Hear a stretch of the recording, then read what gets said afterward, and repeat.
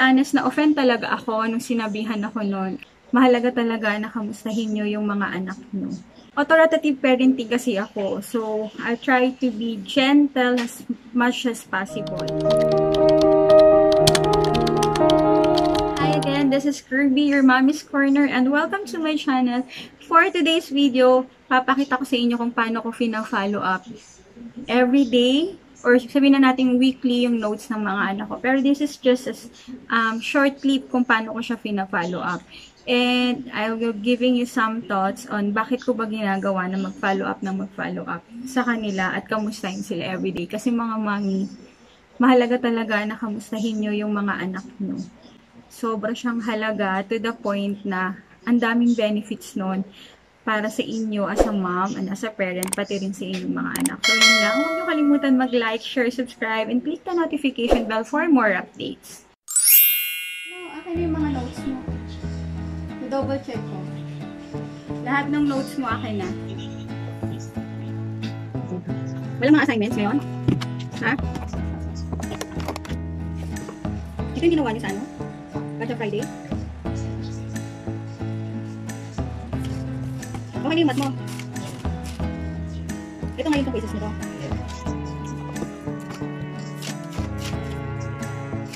Ano na-perceive ko yun?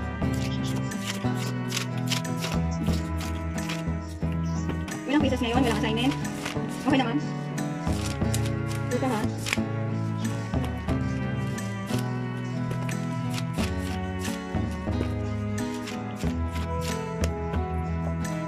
May bagong mat, walang simulat. Ikaw yung quizzes ngayon. Wow, perfect ka. May 5 over 5 ka. Ang galing na. So, okay ka kayo sa klase mo? Dito na si Sander. So, kaso kasi si Sander is 10 to 2. Yes! O, di ba nagising yung ako BBMK? Samahan natin sa Kuya Sander. Wow! May hilo ka? Ano ka dito? Bakit? Ba't nahihilo ka? Mainit ka ba? Hindi nga. Mukhang may lugma to. Kumusta? May assignment? Bakit nahihilo ikaw? Walang gano'n ka. Kaka may lagnat ka, minum ka ng gamot. Magano ka, minum ka ng gamot. Bakit umiyak din to? Ha? I-check natin yung notes ni Kuya kasi may assignment ba ngayon, Kuya Sandet?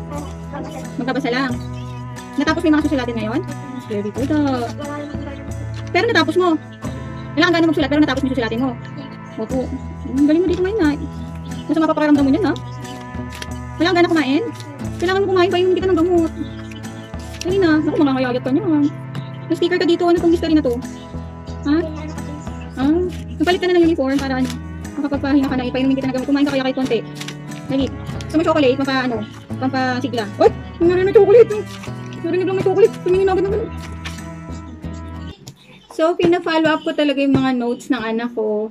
Kung hindi everyday, weekly yan. Pag marami akong ginagawa, weekly yan chine-check. Para nakikita ko or na-update ako sa kanilang mga notes. Kasi, minsan, may mga kailangan palang i-double check sa notes nila. Bukod doon, pinakamusta ko rin sila kung ano ginagawa nila sa school. Kasi kailangan yon dahil may mga bagay na hindi sila talaga kinikwento. Or may hindi sila naikikwento kung hindi mo tatanungin. So, ayan. So, tulad ngayon, si Sander, masama pakiramdam. Ha? Nakatulog ka na roon. Sumasama talaga. Pero no, nakatulog ka na roon. Ay, di magpahinga na, mag-rest na. Oh. Ano naman na to at magpaano na.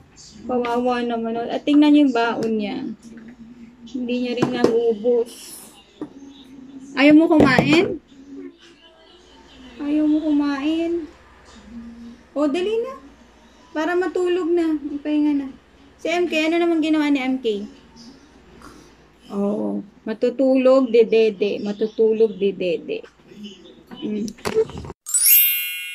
So, ayun mga mamis. Normally, ginagawa kong nag-check talaga ako ng mga notes ng anak ko.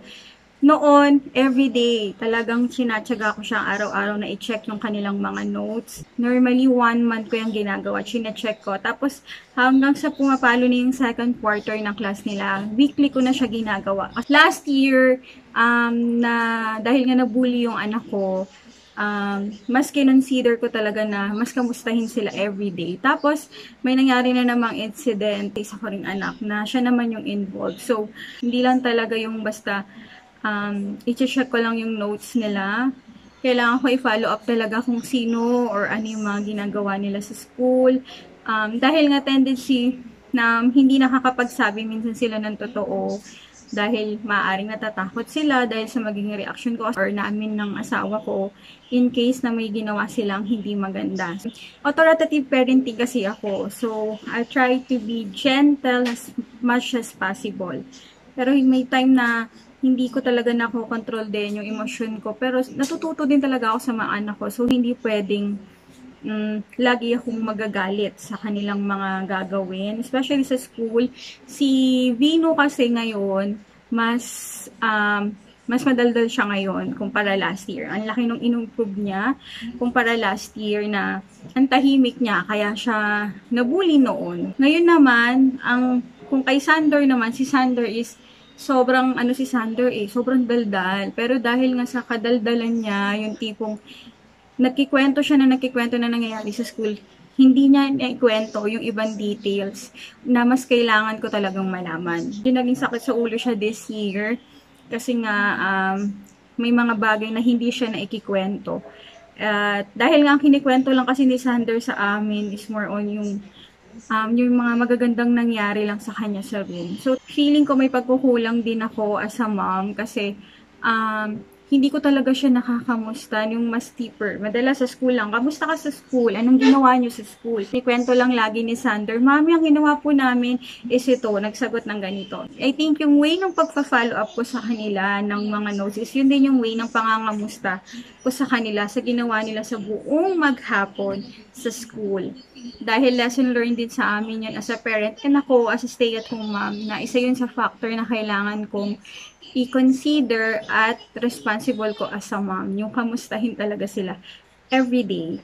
Alam mo yung ganun, small details tinatanong ko na. As a mom na lagi na stay-at-home mom na gusto ko na updated sa ginagawa ng mga anak ko everyday. To be honest, na-offend talaga ako nung sinabihan ako nun. Kamustahin nyo naman yung anak nyo, hindi nyo naman kinakamusta yung anak nyo. Maipopost ko lang everyday kung paano ko kamustahin yung mga anak ko. Ang sarap ipakita kung tutuusin sa isang parent or sa teacher. Pero to be specific, si Sander kasi ngayon, nagkikwento lang siya nung, alam mo yun, yung good side. Siya nagkikwento nung mga ginagawa niyang hindi maganda sa school. So, ganun si Sander. Compare mo kay Kuya Bino na talagang makwento na siya ngayon, which is sobrang thankful ako at laki ng pinagbago niya. So, si Sander yung talagang sobrang pina-follow up ko talaga ngayon. Although same lang naman silang pina-follow up ko sa kanilang school.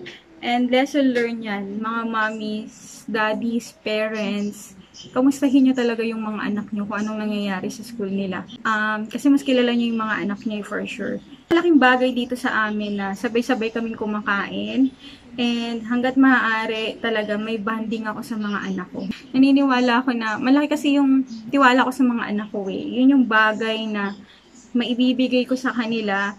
Dahil kung masyado akong protective naman sa kanila, tendency maaari silang, alam mo yun, masyado silang masakal. So, as a parent naman, gusto ko rin ibigay yung independency and responsibility as a kid sa kanila din. Para maramdaman nila na, ay, may tiwala si mami sa akin na kaya ko itong gawin.